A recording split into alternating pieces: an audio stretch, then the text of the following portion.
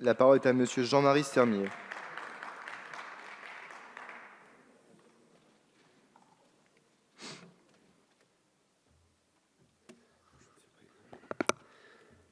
Monsieur le Président, Monsieur le Ministre, Madame la Présidente de la Commission Développement durable et Aménagement du territoire, Mesdames, Messieurs les députés, chers collègues, je voudrais en premier lieu remercier notre collègue Philippe Vigier, dont la compétence pour les politiques d'aménagement du territoire n'aura échappé à personne, de nous proposer un texte qui permet de parler dans cet hémicycle de la nécessaire égalité des chances à donner aux territoires de la République, toutes celles qui composent notre pays. La ruralité vaut bien qu'on s'y arrête, ça mérite un débat et nous prendrons le temps, évidemment, pour ce débat. J'ai l'occasion de le dire régulièrement dans cette Assemblée, notre ruralité souffre. Bien sûr, ça a été dit, Monsieur le Ministre, vous l'avez dit, Monsieur Vigier aussi, il ne faut pas opposer de façon manichéenne l'ensemble des territoires. Il n'y a pas une France des villes d'un côté et une France des campagnes de l'autre. Mais il faut être honnête.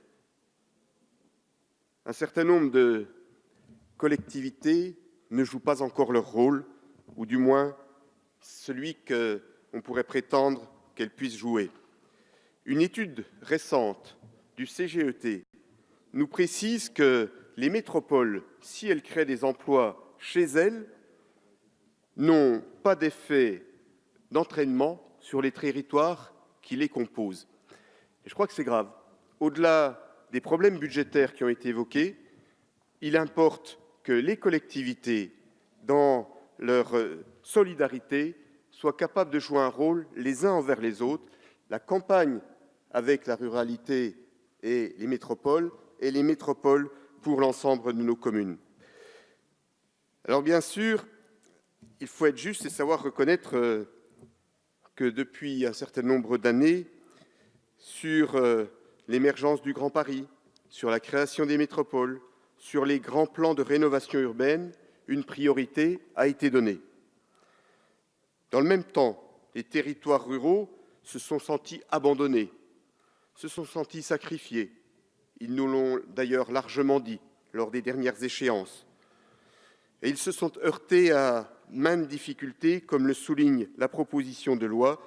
Tous les enjeux sont aujourd'hui transversaux. Ils concernent bien sûr l'agriculture, car les exploitants peinent à vivre du fruit de leur travail. Ils sont la base des territoires ruraux.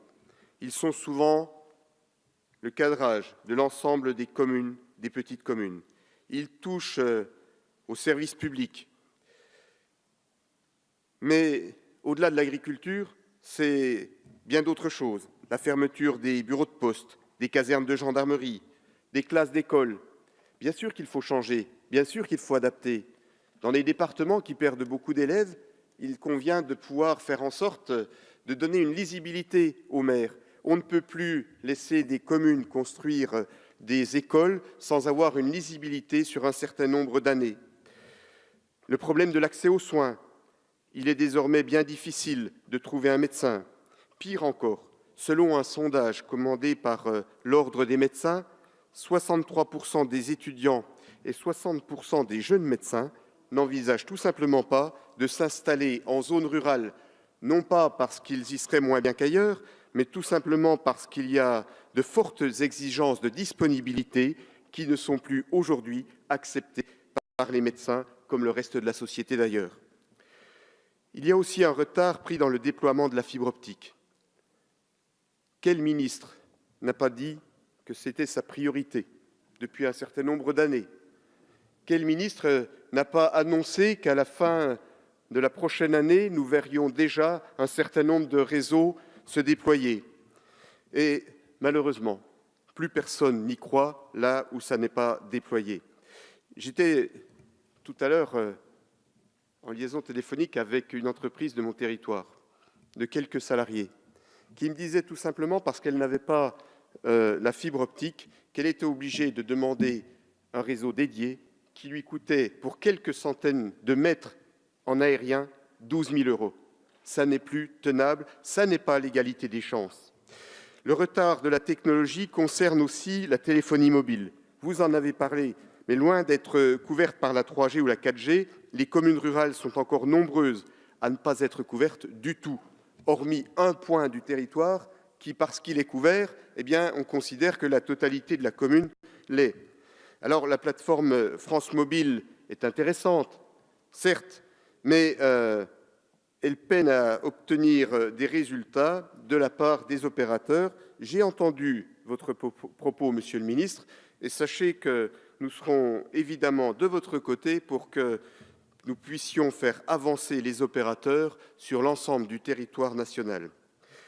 Nos campagnes ont besoin que l'État prenne soin d'elles. L'égalité des territoires n'est pas l'égalité des traitements. Et un certain nombre de contractualisations méritent d'être réservées aux zones rurales. Vous savez, les pôles d'excellence rurale, c'était une bonne politique. Et je crois que tous les départements, quel que soit l'engagement politique de leurs présidents, peuvent aujourd'hui considérer que là où ils avaient un pôle, il y a eu des emplois de créés.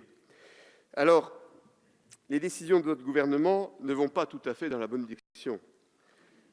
Quelques points, beaucoup a déjà été dit, mais l'augmentation des carburants, qui peut paraître anodin, ça n'est pas un investissement lourd, ça n'est pas une contractualisation.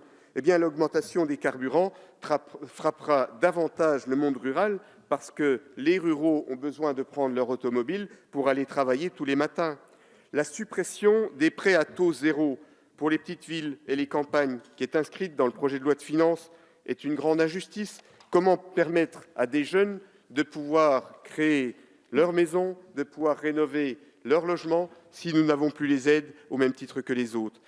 La déclaration de la ministre des Transports lors des assises de la mobilité, à laquelle les TGV desserrent trop de gares. Il y aurait 230 gares en France et ces 230 gares TGV seraient à l'origine des 45 milliards de déficit de la SNCF. Ça n'est pas sérieux.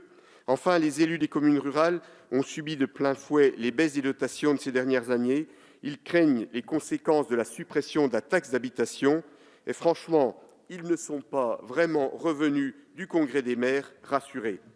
C'est donc dans ce contexte de défiance qu'arrive la proposition de loi de notre collègue Vigier qui vise à créer une agence nationale de cohésion des territoires. Incontestablement, nous partageons une large partie du constat qui est fait.